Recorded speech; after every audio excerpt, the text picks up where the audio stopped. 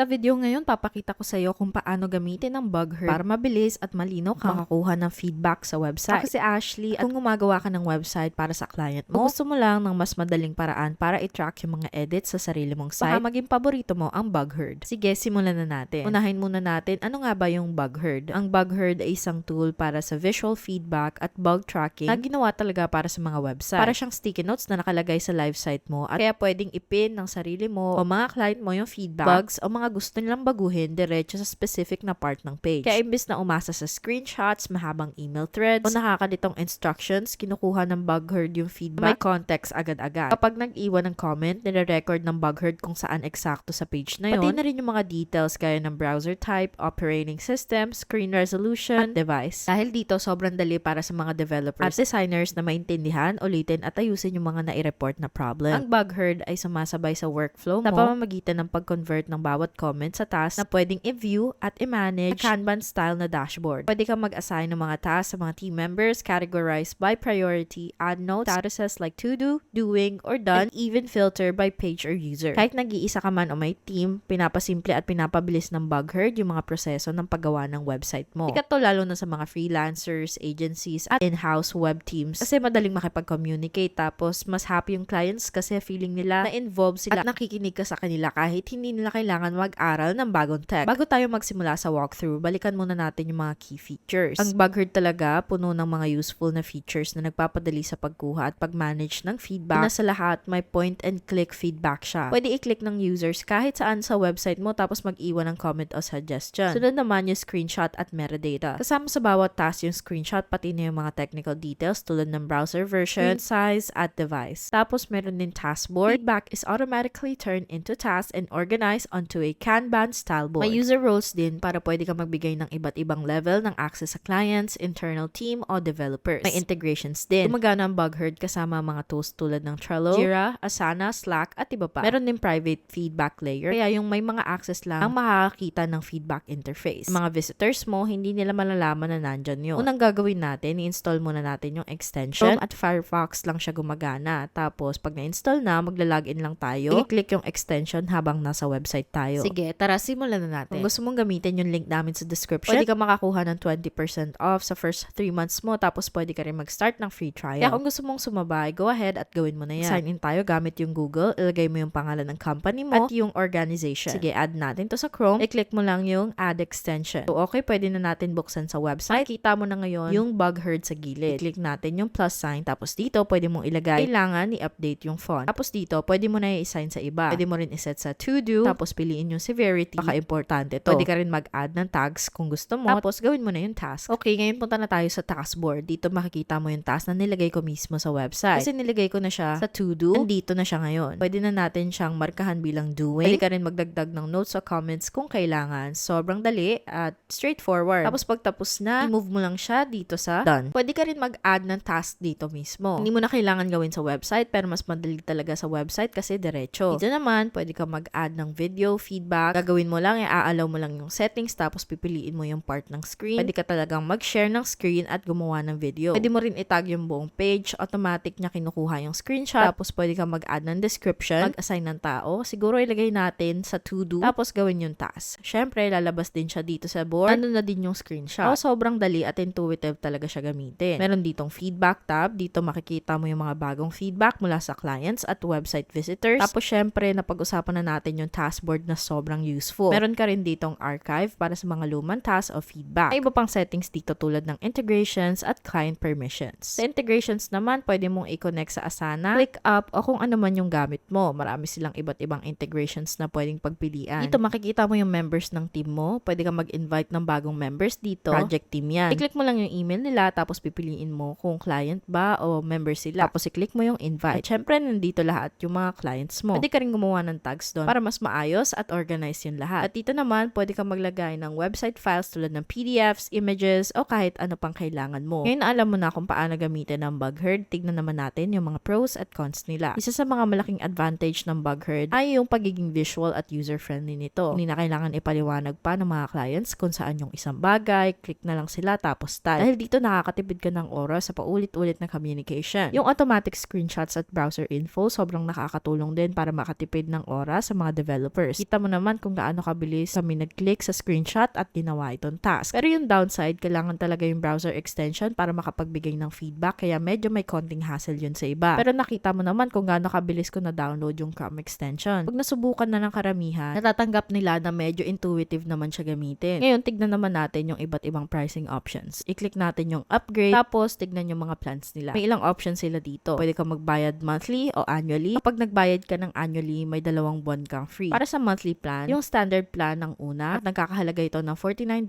kada buwan. You get 5 members included, and then $8 per additional member. Kasama dito yung unlimited projects, unlimited clients, screenshots, annotations, Zapier, Slack, Basecamp integrations, public feedback widget, 10 gigabytes na storage. Yung studio plan naman ay $79 per month. Kasama dito yung 10 members, tapos $8 din kada dagdag na member. Sa loob ng plan na ito ang lahat ng meron ng standard plan, pero may dagdag tong video feedback. Pansin mo lang na wala ito sa standard plan. Sunod yung premium plan na nagkakahalaga ng $149 kada buwan. Kasama dito ang 25 members, tapos $8 pa rin kada dagdag na member. Sa loob ng plan na to, lahat ng meron sa standard plan, plus malaking storage, members only comments, premium integrations, custom branding, at logo options. Tapos yung deluxe plan na $249 kada buwan, kasama dito ang 50 members, $8 pa rin bawat dagdag na member, 150 gigabytes na storage, kasama rin dito ang nasa premium plan. Meron din silang custom plan na pwede mong inquire ng diretso sa kanila. Para yan, kung may specific kang bilang na member na kailangan. Nag-offer din sila ng onboarding at training, may dedicated success manager, at kasama na rin dito lahat ng nasa premium plan. Siyempre, i-recommend ko talaga na magsimula ka muna sa free trial. Kung gusto mo makasigurado na makuha mo yung best price, gamitin mo yung link namin sa description sa baba. Gusto ko lang din i-mention na affiliate links to kaya may konting commission kami, pero wala namang dagdag bayad sa'yo. Kaya kung gagamitin mo yung mga links, thank you very much in advance for supporting our channel. Kung may clients ka, nagre-redesign ng site, o gusto mo lang ng maayos na system para sa edits at Q&A, swak na swak talaga yung Bugherd. Nililinis nito yung process, visual, and collaborative pa. Ang channel na to ay para tulungan kang i-build, i-launch, at i-optimize ang iyong first or next website. Huwag kalimutan mag-like at mag-subscribe sa aming channel, tapos mag-iwan ka lang ng comments o tanong sa baba. Gusto namin marinig yan from you. Maraming salamat sa panonood at kita-kita tayo sa next video.